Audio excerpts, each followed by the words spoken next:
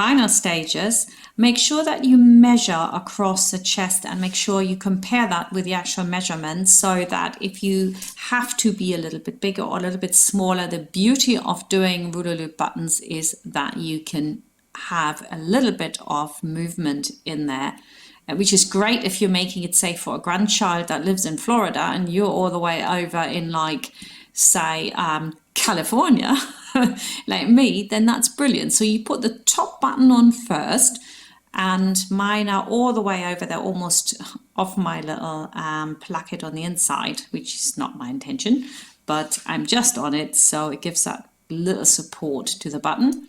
And then I do the bottom button, the one that's lowest. You want to just go through quite a few times so nothing gets ripped off, and then secure your thread. And there we go, beautiful buttons. I used contrast cover buttons, of course, but you can use any other button.